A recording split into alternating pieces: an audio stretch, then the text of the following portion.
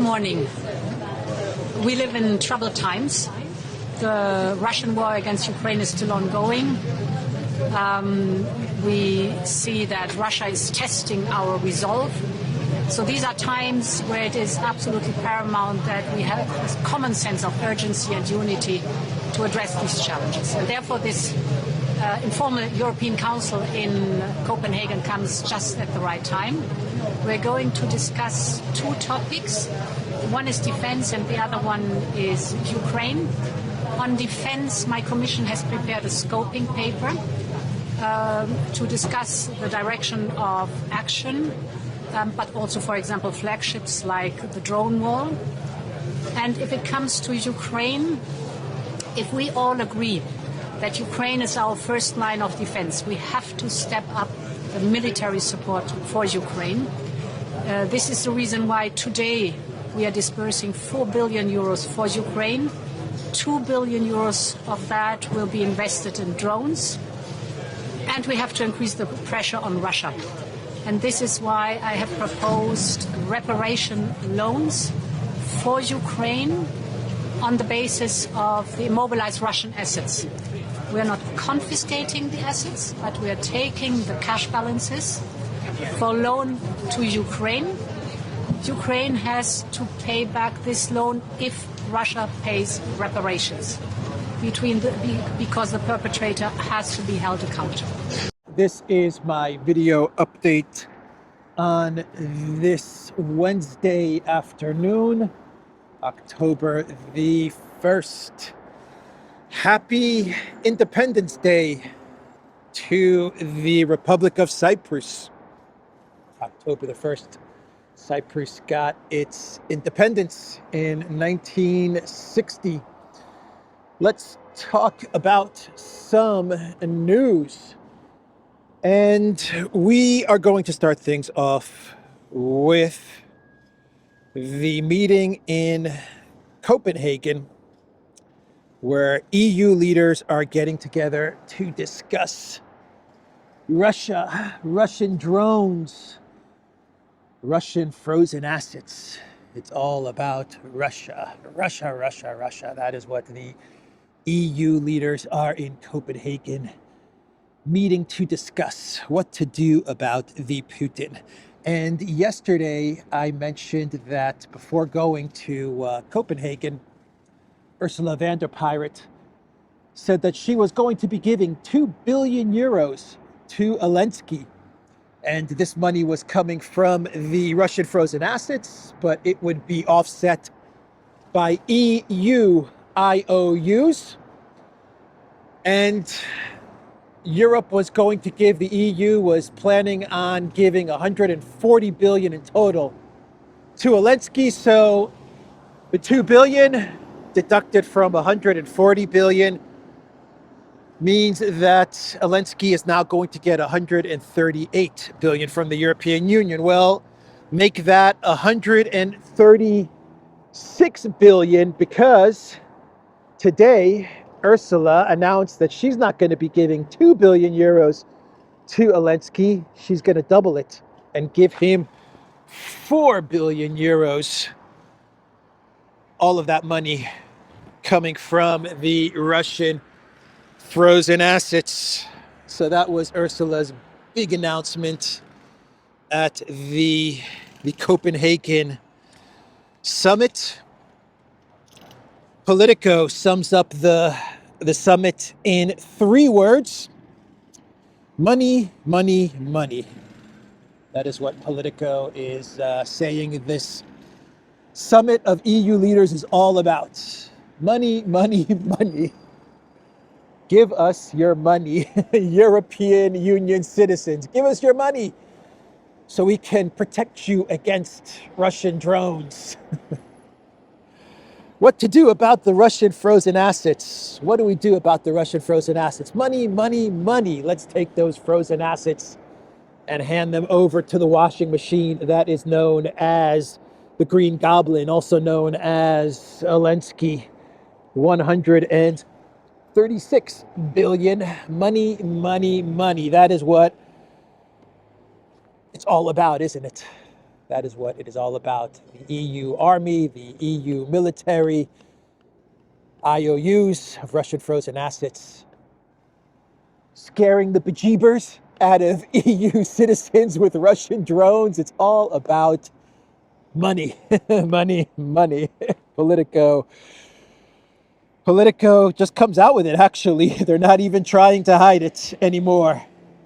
So talking about some fear-mongering, Macron is getting on board the fear-mongering train. All aboard the fear-mongering train, Emmanuel Macron. He said at this meeting in Copenhagen that Europe is now in confrontation with Russia. That's right. It's no longer, we're not part of this war. We're not part of this war. That's what Macron was telling us just 6 months ago.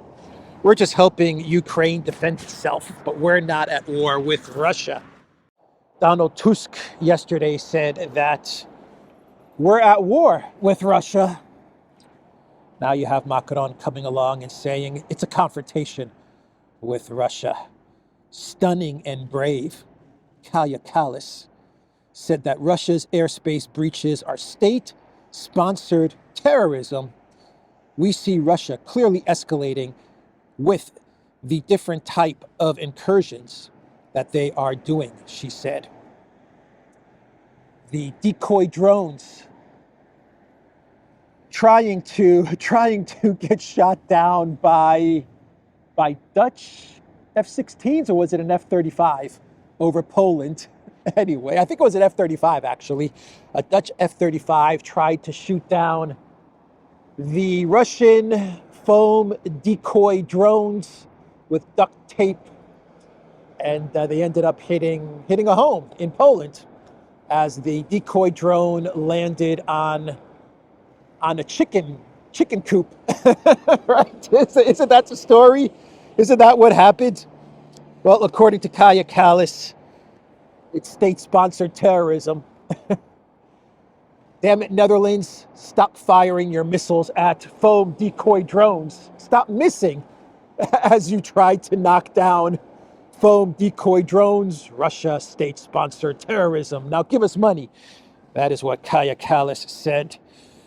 The Latvian prime minister said that it's time to use those Russian assets for Ukraine. It's time to take those 250 billion or 220 billion or 200 billion or 180 billion or 140 billion or 138 billion. Just take whatever is left in Euroclear, and it is time to send it to the washing machine that is known as Ukraine. That is what the Latvian prime minister said. And Van der Pirate, she is pushing hard for the 6 billion euro drone wall that Pistorius said is ridiculous. The defense minister of Germany yesterday said drone walls are ridiculous. And now you have Macron also saying, you know what, drone walls, yeah, that's not a real thing.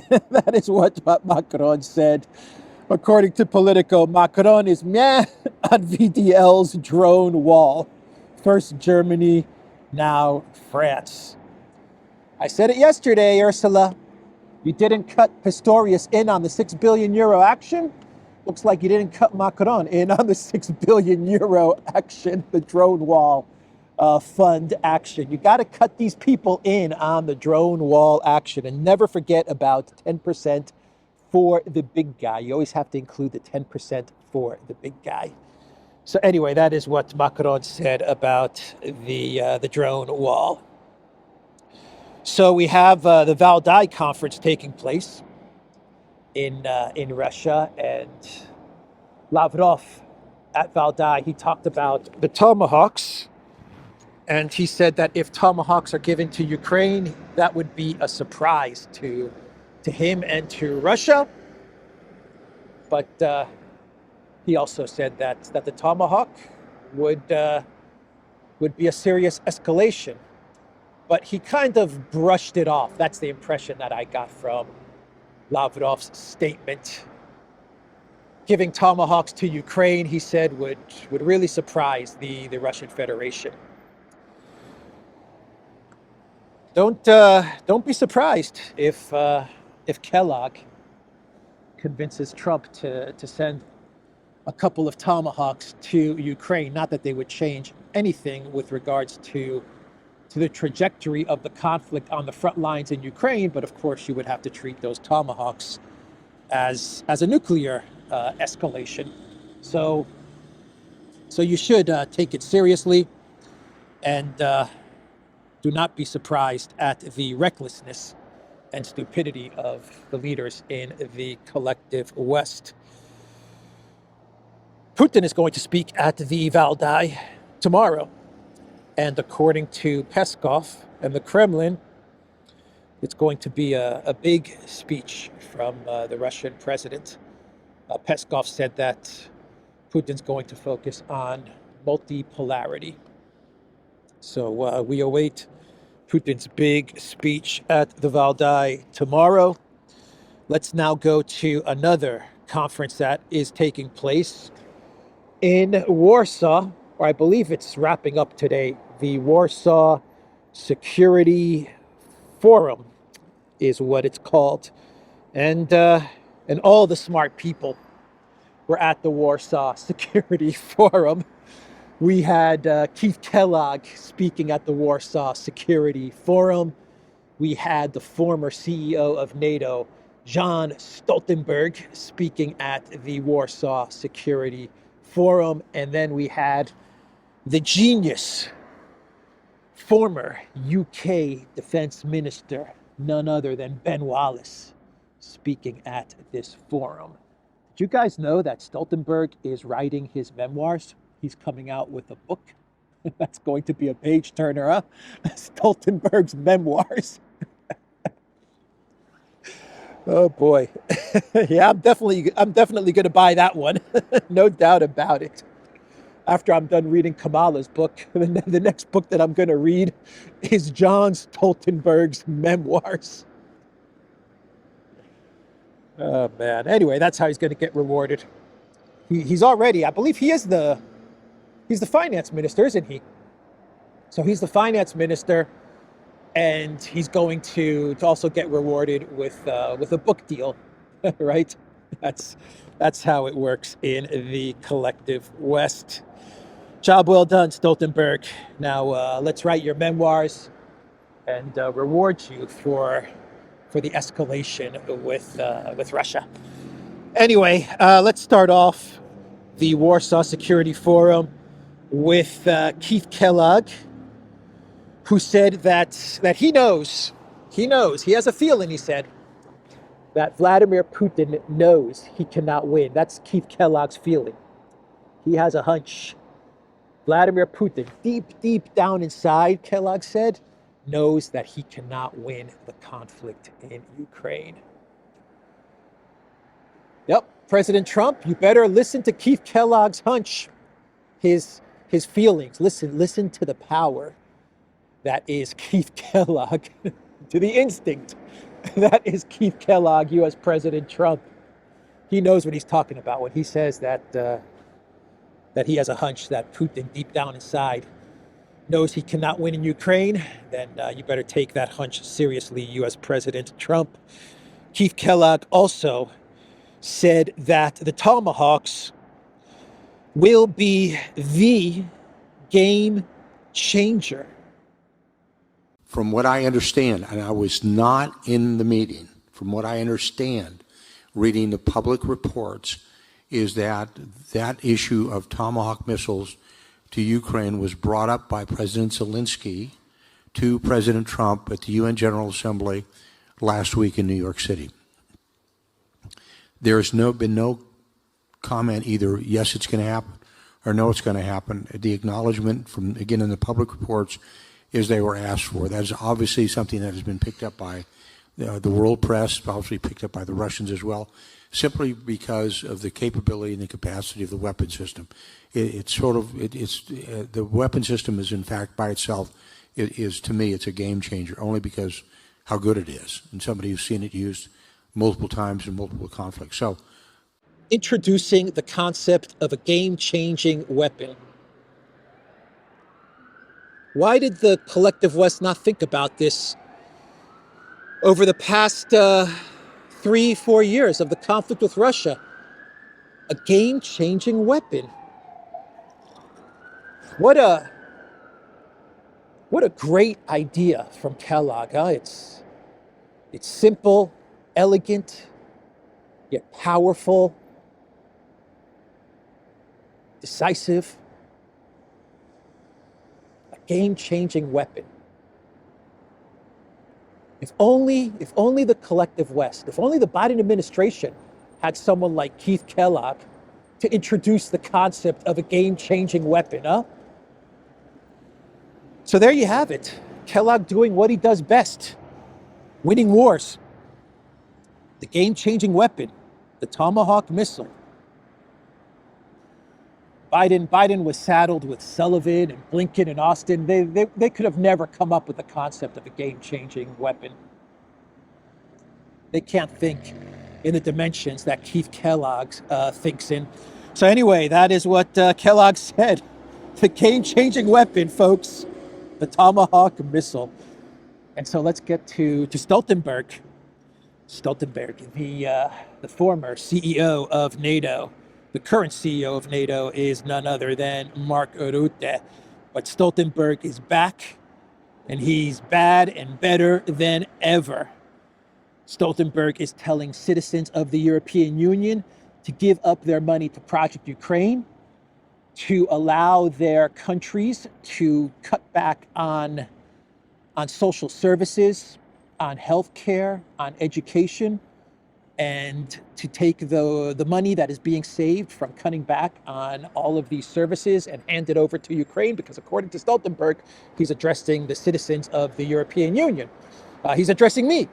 According to Stoltenberg, Ukraine is the number one priority for the European Union. So let's all member states, let's cut back on our pensions, let's cut back on our healthcare, let's cut back on our education, and let's give the money saved to Zelensky. And it's money well spent, according to Stoltenberg. Rutte actually said the same thing when he just took over the job of NATO CEO. He said that what EU member states need to do is that they need to cut back on social services and pensions and stuff like that in order to allocate the money to the Green Goblin. So that is what Stoltenberg said. And once again, everyone be on the lookout for Stoltenberg's memoirs. I'm sure it's going to be a New York Times bestseller, the memoirs of John Stoltenberg.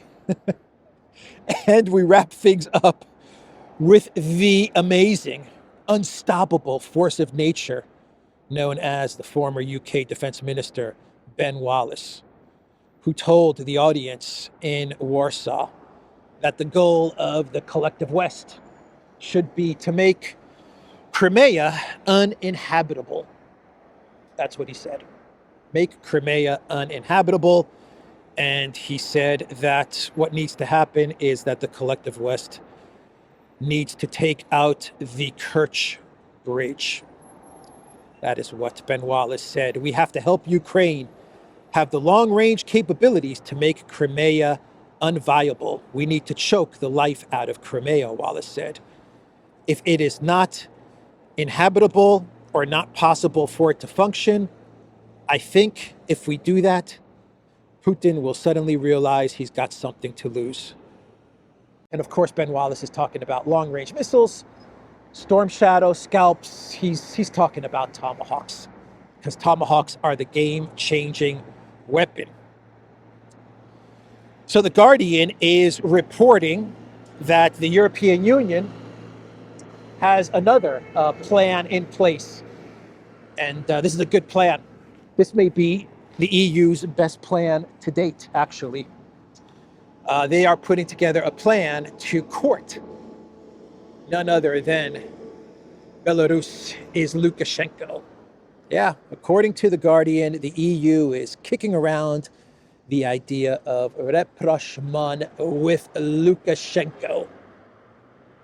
They believe that they will be able to convince Lukashenko to get out of the shadow. Those are the words being used, to get out of the shadow of Putin and to join the European Union.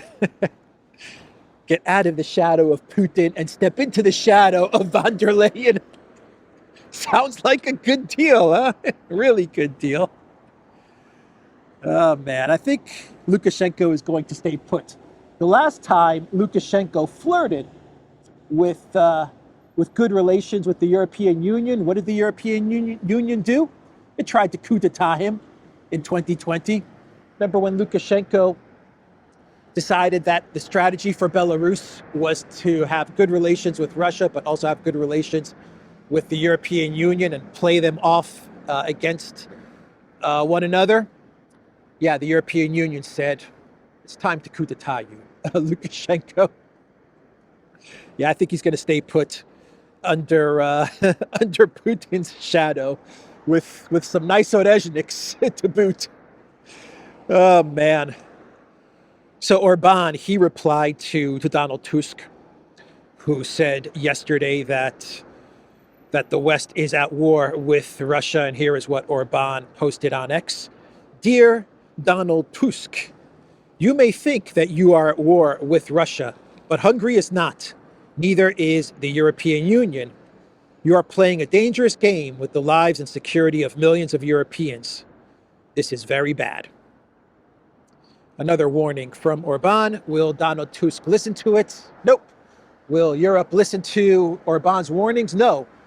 Will Donald Trump, a friend of Orban's, listen to his warnings? Probably not. Unfortunately not. He's going to listen to Keith Kellogg.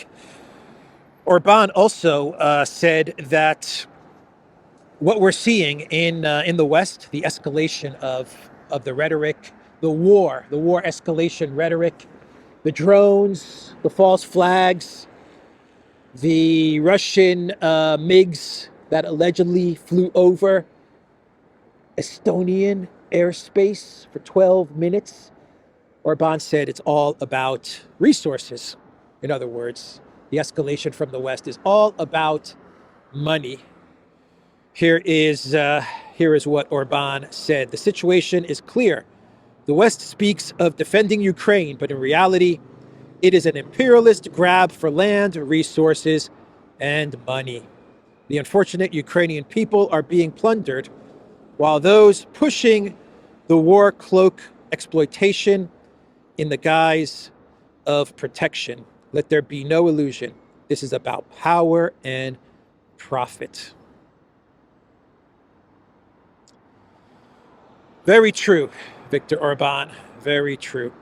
So we had the meeting in the United States with the 800 high-level U.S. military officials, and Pete Hegseth spoke about the one goal, the one priority, the one objective of the Department of War, of the Pentagon. And it's only one thing that the Pentagon needs to do, and that is to fight wars. And it's going to do this through peace, the peace through strength mantra and the warrior ethos. He said that the age of wokeness at the Pentagon is over. No more wokeness. The Pentagon now is all about fighting wars.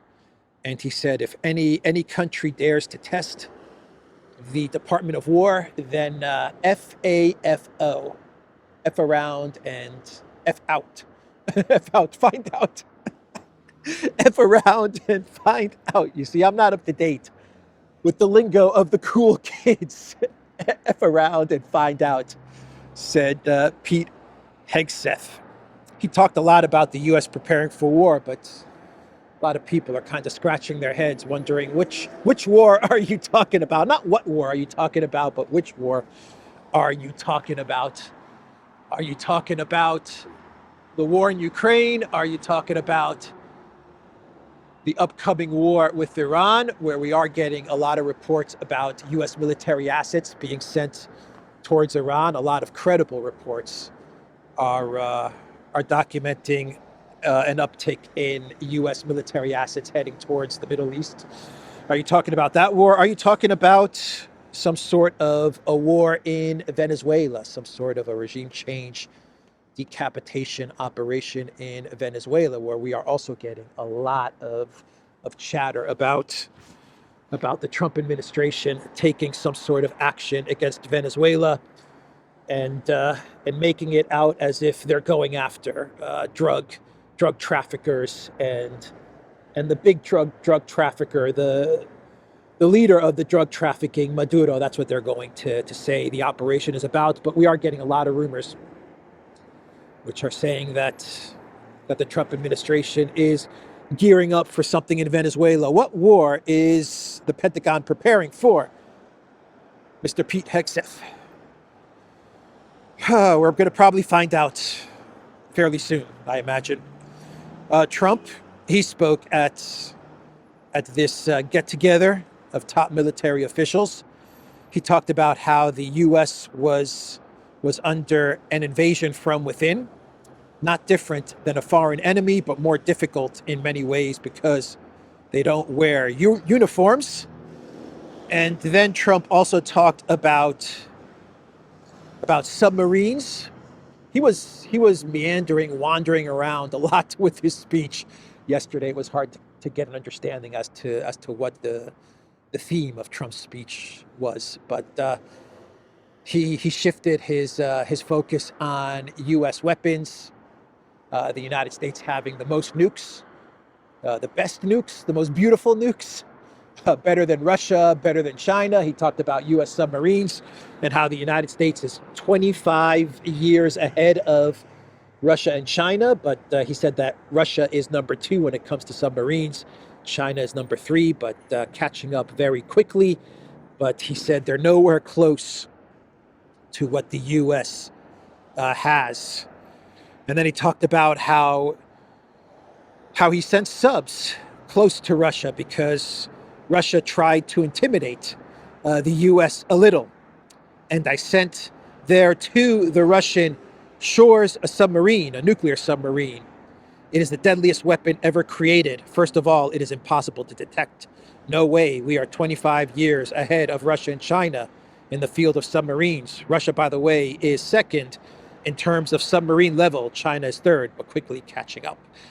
So yeah, he talked about the submarine story where Medvedev was talking about Russia's what is it called, the dead hand, and then Trump he got into a war with Medvedev. Well, Medvedev got into a social media war with Graham. They went back and forth on X or on Telegram with Lindsey Graham, and Lindsey Graham was talking about nuking Russia or going to war with Russia, whatever. And Medvedev then mentioned Russia's dead hand policy, and then Trump decided to stand up for Lindsey Graham. He decided to come to Lindsey Graham's aid, and he said that he's sending nuclear subs towards Russia. And so he brought it up again yesterday. I don't know why he brought it up, but he did bring it up yesterday, the nuclear subs towards Russia. And Medvedev actually replied to Trump's submarine statements from his speech yesterday. Medvedev said, "New episode of the thriller series, Nuclear Subs," for posts on X. Trump once again brought up the subs he allegedly sent to the Russian shores, insisting they are very well hidden. As the saying goes, it's hard to find a black cat in a dark room, especially if it's not there. So that was Medvedev's reply to Trump. We'll see if Trump gets angry with this post on X from Medvedev and decides to send more subs towards Russia. Who knows? Who knows what's going to happen if Trump reads this post from Medvedev, how he's going to react. Oh, man. So the U.S. government is about to shut down, or it has already shut down. No money for U.S. citizens, for services for U.S. citizens, no money. Lots of money for Zelensky, lots of money for the MIC, 1.1 trillion for the military-industrial complex, lots of money for for Iran, Israel, operation in Venezuela, Zelensky, Ukraine. For these things, there's no government shutdown. But for everything else, there's a government shutdown. So, of course, both parties are blaming each other, right? It's the Democrats' fault. It's the Republicans' fault. The one thing they agree on is money for war, money for military spending. They are united on that. So the European Union, going back to the EU, very quickly before we talk about Grokipedia, the European Union, they are going to bend the rules in order to fast track Ukraine and Moldova's entry into the European Union. They're a package deal, Moldova and Ukraine. Both of them have to get into the European Union at the same time. Why is that? I don't know. I have no idea. Don't ask me why, but that's the way they set it up. It's good. It's good marketing, good PR, right, for the European Union to say that Putin has lost the conflict against the West because we have two new countries joining the family of the European Union, Moldova and Ukraine. Both countries are nowhere near qualified to enter the European Union if you go by the EU's financial and fiscal rules. But, you know, whatever.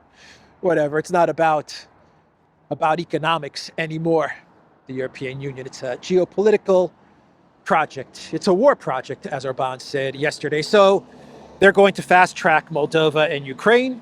The quicker they get into the European Union, the quicker the European Union dissolves. Actually, Peter Siarto said the same thing yesterday. He said letting Ukraine into the European Union would basically mean that all of the money that the EU has in its budgets, which I believe is not much because the EU is continuously taking out loans. But anyway, whatever money the European Union has, or whatever money EU member states have, it would all go to Ukraine. That is what Siarto said. It would effectively bankrupt the European Union in a very short time, and he's exactly right about that. Throw in Moldova as well, a small country, but still throw that in there. And let them into the European Union quickly, Ursula. Get them into the EU, and let's see the EU project end quickly as well. But they're going to fast track them because they're going to change the rules in order to sidestep Hungary's veto. So they're going to make it from unanimous to majority, just like they're going to do with the Russian frozen assets, right? They're changing the rules for taking the Russian frozen assets from unanimous to majority, and now they're going to do the same thing when it comes to countries that are going to be joining the bloc. So you see what Ursula's doing? Some loud motorcycles. So you see what Ursula is doing there? She's step by step, drip by drip. She's changing the requirements for how things are voted on in the European Union from unanimous to majority without getting the consent of all the EU member states. If you're going to change the voting to majority, then you have to get the consent, the approval of all EU member states. And she knows that she's not going to get this, right? Because Hungary, Slovakia, and many countries are going to say, no way are we going to change things from unanimous to majority. So what Ursula and Costa are doing is that they're using the instance of the frozen assets. Now they're using the instance of Ukraine and Moldova's accession into the European Union in order to just change the rules for voting in the European Union without having to go through the proper procedures. They've been wanting majority voting for a long time now, because if they can do majority voting, then they're able to pass all kinds of ridiculous legislation and regulations that otherwise would have been blocked by more sensible leaders or the only sensible leaders in the European Union like Fico and Orban. So that's why they want the majority voting instead of the unanimous voting. Anyway, let's move on. Enough of that. And let's talk about Grokopedia, which is what Elon Musk is going to be creating. The next project for Elon Musk is Grokopedia, which is going to take on the very woke Wikipedia. And it's about time, man. It is about time that we had an alternative to Wikipedia, which is absolutely awful. Let's hope that Grokopedia is good and factual and not biased.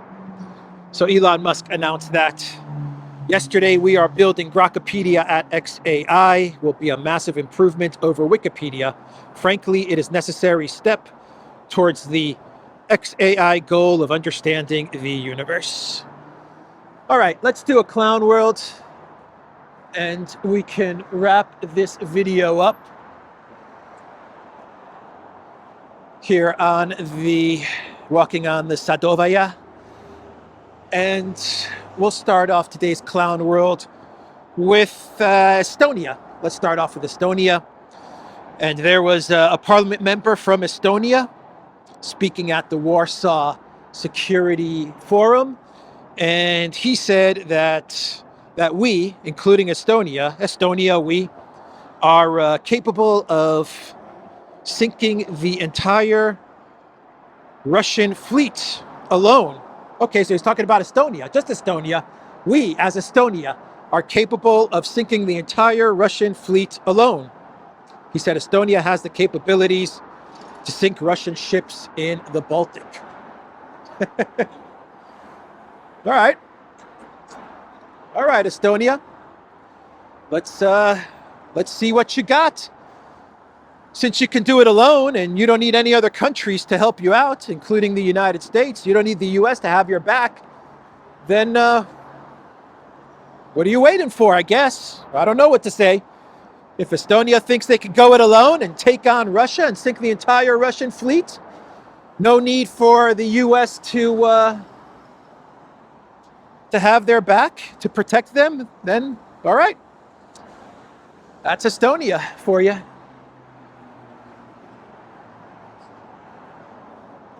In Romania, we had, or at least the Romanian president, I'm not sure where this video was recorded, but it looks like, I believe it's Romania. The president of Romania, Lieutenant Dan, he looked very confused. He looked very confused in the video. Huh? Doesn't appear as if Lieutenant Dan knows what to do at this event, as he's meeting military officials or at some sort of military event. Not sure how to salute the military, not sure where to walk, not sure where to go. That's the man that is president of Romania because of the EU Georgescu meddling. Anyway, that is the video, everybody. Those are the types of leaders that the globalists like, by the way. They like to see that. They like to see leaders like Lieutenant Dan confused and walking in circles. He fits right in with the rest of the EU cool kids. That is the video, theduran.locals.com. We are on X, we are on Telegram, and we are on Rumble. And go to the Duran shop, pick up some merch like what I'm wearing in this video update. There is a link in the description box down below. Take care.